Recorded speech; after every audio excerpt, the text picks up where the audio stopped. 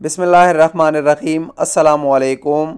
सर्दियों के आगाज़ के साथ ही कोरोना वायरस की दूसरी लहर शुरू हो गई है। पूरी दुनिया समेत सऊदी अरब भी कोरोना वायरस के एहतियाती तदाबीर के अमल पर ज़ोर दे रही है और खिलाफ वर्जी करने वालों को जुर्माने किए जा रहे हैं। पिछले कई दिनों से जुर्मानों में इजाफ़ा भी देखने को मिला है।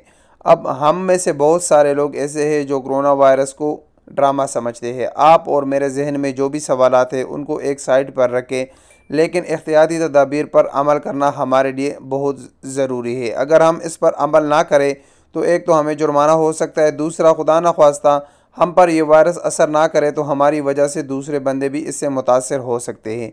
वज़ारत सेहत की जानिब से एक वीडियो जारी की गई है जिसमें बताया गया है, एक छोटी सी वीडियो है कि आप अपने घर से लेकर शॉपिंग मॉल से लेकर मस्जिद तक और अपने ऑफिस तक कोरोना वायरस से कैसे बचोगे, इसकी एहतियाती तदाबीर पर कैसे अमल करोगे। तो ये वीडियो देखें और खुदारा इस पर अमल करने की कोशिश करें। अस्सलाम वालेकुम वरहमतुल्लाहि वबरकातुहू।